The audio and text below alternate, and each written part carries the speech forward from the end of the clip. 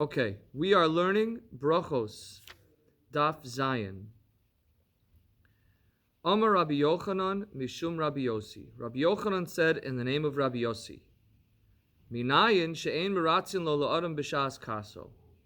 How do we know that we should not try and calm a person down while they are angry? And the Gemara brings a pasuk from a conversation between Hashem and Moshe Rabbeinu. Panai yelechu v'hanichosi lach, which is literally translated, my face will pass, and I will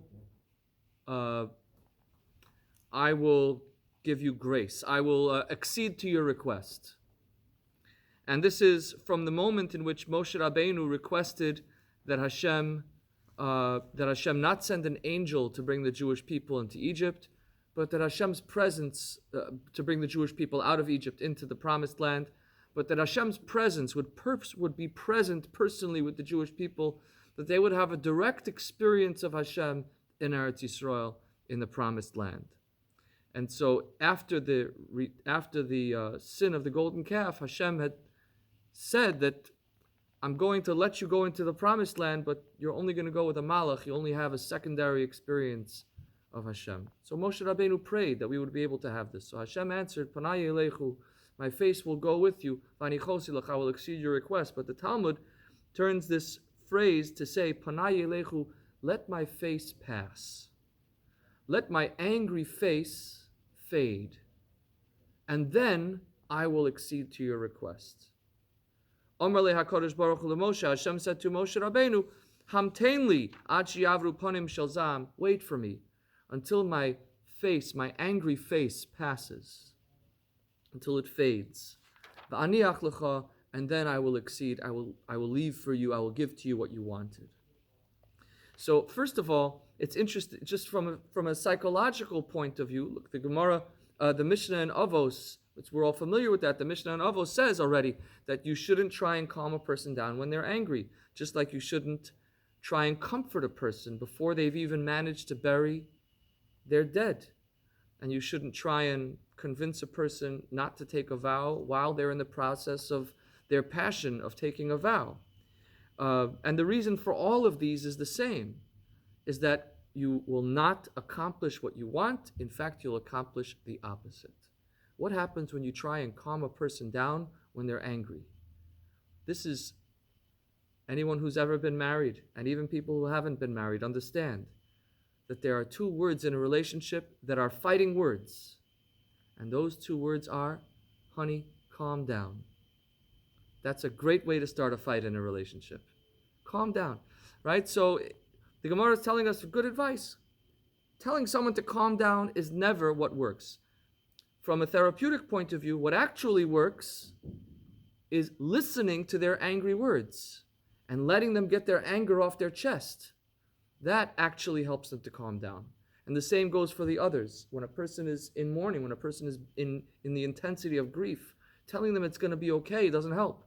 As a matter of fact, that makes it worse. It makes them feel even more alone and even more bereft and even more like the world is ending for them and nobody else has ever gone through what they've gone through, because look, my friends are telling me I'm going to be okay and I don't feel like I'm ever going to be okay. And so what we need to do in that moment is hamteinli, to wait and to be present with the other while they're going through their emotions. But there's but the Gemara the Mishnah in Avos, the Mishnah in the Ethics doesn't refer to this pasuk, doesn't bring a verse from Hashem, that Hashem tells the Moshe Rabbeinu to wait while my anger passes. And it suggests perhaps that contrary to our common feeling, we have a sense that anger is a bad thing. That anger is a dangerous emotion. And the truth is that anger is dangerous. But what's even more dangerous is a world without anger. A world without anger means one of two things. Either a world in which emotions are repressed and not expressed, and the most dangerous emotion is one that we're not conscious of, and one that we're not, that we don't give space to express, because that causes us to react in ways that we can't control and can't understand and can't manage. When we know the emotion that we're dealing with, it helps us to manage what we're going through. So this is one thing, is to tell us, look, HaKadosh Baruch Hu is expressing this idea that he has that there is, it gives us a kind of a sense that there is an appropriate place for anger. And what the Gemara deals with a little later is what that might look like. And the other thing is, the other possibility is in a world without anger, that is a world of apathy. A world without anger is also a world without satisfaction. A world without anger might be a world in which there is no hope. If we never get frustrated, and we never get angry, and we never feel like we've had enough and can't take it anymore, then we tolerate a lot of things that shouldn't be tolerated. And the world needs a healthy dose of anger. The Gemara continues, is there such a thing as anger before God? Does God then get angry? Yes, the Gemara answers, God does get angry. The Tanya, V'kel zoem b'chol yom. God expresses wrath every day. The Gemara says, how much is that wrath? V'kama zamo, how much wrath is that? The Gemara answers, rega. It is a moment. V'chama rega. How much is a moment? Echad mechameshas ribo u'shmonas alafim u'shmona meos u'shmonim v'shmonim b'sha'a. It is, a moment is 158,888th of an hour. Take an hour, divide it into 58,888 parts. One of those parts is the amount of time that God is angry. Now, of course, God is beyond space and time. God transcends space and time. So we have to understand what is the symbolism of this teaching.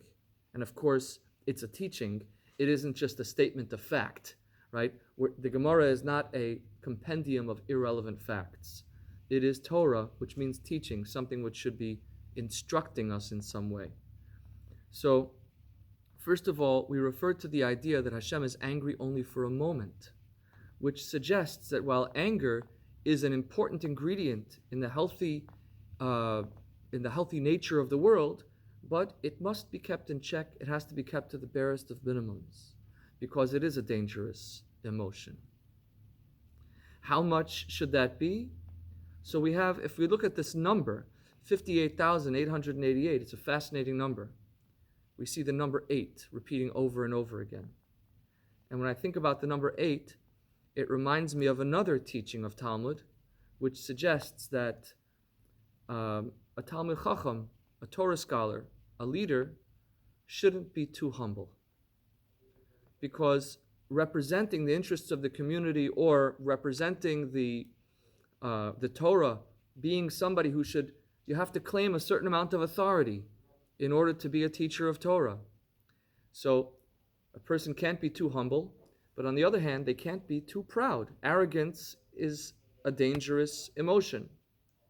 And so the Gemara suggests that one should have an eighth of an eighth, a shminis shebeshminis of gaiva. That's how much a Torah scholar should carry, an eighth of an eighth. So what is the number? So we see this repetition of the number 8 when it comes to negative emotions. So I looked and I found that one commentary that resonated with me, which is, what is the number 8? So it is the most that a number can be divided. So if you think about it, we don't want to get to 10, because 10 is a whole number, right? So a tenth is kind of has a sense of, if you think about it in representational type of numbers, a tenth is 1, which is a whole entity. 9 can't be divided in half equally, and therefore you wouldn't get to 9. 7 also can't be divided in half equally, and 6 is still a pretty big piece. But 8 is the smallest subdivision before getting to 10, right? because 9 can't be divided in half. So 8 would be, if you took 10 and wanted to cut it in half, took less than 10, it's a small number, divided in half, that would come to 1/8. So we have 88,000, so here's 88,888, right? So that's kind of dividing the divide, trying to find the infinitesimal amount of what is of this ingredient of anger in our life. And then there's a couple, the number 5,000, 50,000 rather. So that's the number 5, and the number 5 brings a Kabbalistic element into this whole thing, which is, but it's not so esoteric. If you think about it, just the symbolism, the number 5 in the human body, right? What do you think of when I say 5? We have 5 fingers, right? We also have Hey Motzoos Hapeh. There are 5 ingredients, 5 organs of articulation, right? We have 5 parts of the mouth to turn raw sound into specific words. And so these two things, this number 5 represents taking something raw, taking something unformed, and channeling it, giving it specific form, pushing it into a certain type of shape, which is both evident in the Hey Motzoos Hapeh and the 5 organs of articulation, where we take just a raw sound from the vocal cords and form it into letters and words, as well as the fingers, which can shape, for example, an unformed lump of clay. And so in Kabbalistic terms, the 5, symbolizes the 5 gevuros, the 5 dimensions, the 5 forces of channeling energy, the 5 forces of disciplining energy of Hashem, which, by the way, shows up also in Sukkot, when we hit the arava on the floor, according to many customs, 5 times. So you see that imagery of smacking something with the kind of vigor of gevura, of strength, which is reminiscent of that same energy of anger, perhaps. And the idea is, of course, that anger as an emotion is not healthy, but it can be used to move things forward. It can be used as a disciplining force. It can be used as a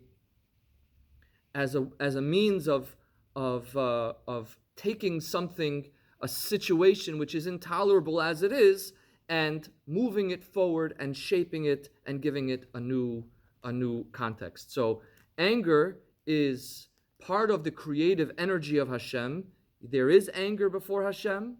It's part of the creative energy, but it's only in these 2 contexts. It's in a very small amount, it's in a limited form, and it is leveraged as part of that creative process to give form and shape to things that need to be given form and shape.